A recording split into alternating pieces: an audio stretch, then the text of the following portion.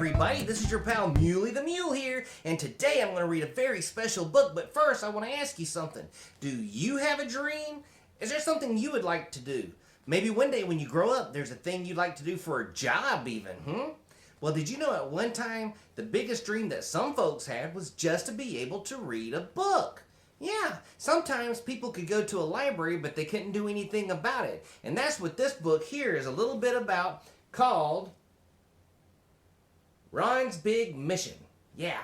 And this is a good story too, so pay really close attention to it while we go through it, because I got a secret to tell you at the end about good old Ron here. Ron's Big Mission.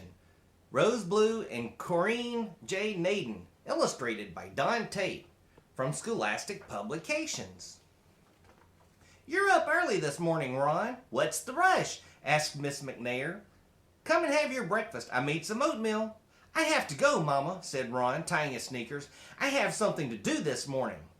"You always have something to do," said his mother with a smile. "Just be home by lunchtime, okay?" "Okay." Ron was 9 years old. That morning he left his house with a plan. He'd been thinking about it for a long time. It was a beautiful South Carolina summer day, and Ron looked up at the blue sky. Someday he thought he would be up there, flying a plane. He wanted to be a pilot when he grew up, but today Ron had something else on his mind, something very important. Ron walked down the street as fast as he could. He didn't want to be late. "Hi, Ron," the grocer called from the front of the store. "There you are, just in time for a donut." "Morning, Mr. Douglas," said Ron. "Thank you, but there's someplace I've got to be." And Ron kept on walking. Down by the schoolyard, Ron saw his friend Carl shooting baskets. "All right, you made it," called Carl. "Hi, Carl," said Ron. "I wish I could stay, but I've got something important to do." "More important than basketball on summer vacation?" said Carl. "Are you kidding?" Ron laughed. "Ha ha ha." He loved to play basketball, but not today. Today was too important. Ron kept on walking. When Ron got to the Lake City Public Library, he stopped. This was it. He was hot from walking so fast, and he was nervous too. He took a deep breath, lifted his head high, and went inside. Miss Scott was busy getting ready for all the people who would be using the library today. As the head librarian, she had to make sure that everything was neat and orderly. Miss Scott looked up to welcome her first visitor of the day. She smiled as Ron walked in. He was her best customer. Ron gave a little wave to Miss Scott and went right to the shelves. It took Ron a while to find some books. He always looked for books that showed children who looked like him, but that was hard. There were not many books about black kids on the shelves. At last, Ron found some books on airplanes. He took the books and started to walk to the front desk. Ron felt nervous and his hands felt a little sweaty, but he knew what he wanted to do.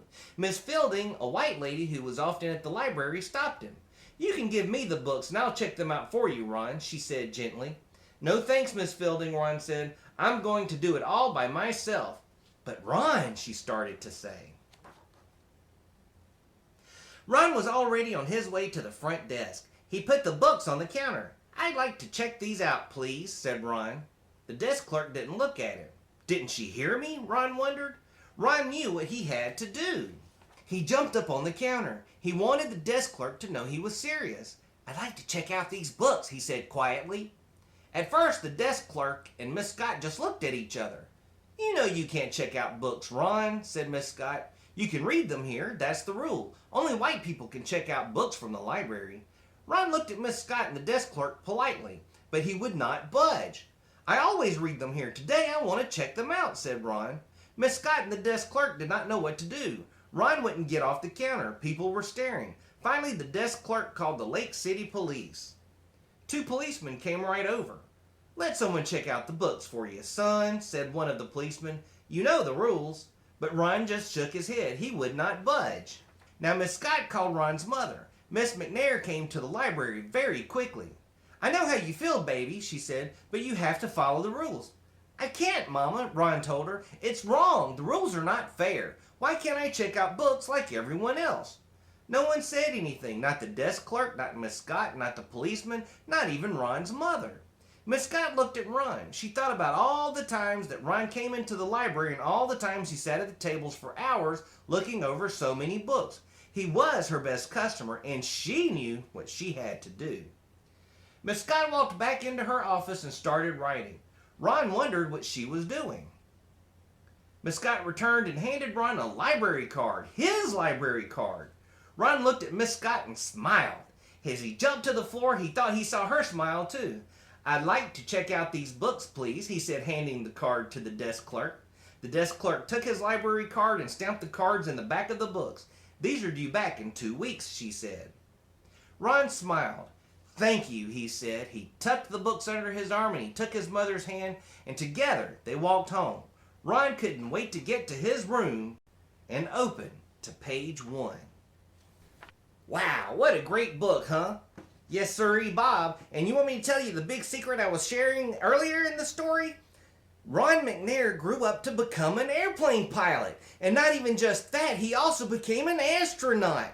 Yeah. So just remember that no matter what kind of obstacles try to get in your way, if you've got a dream, you stand up for it, you hold strong, and you make that dream happen.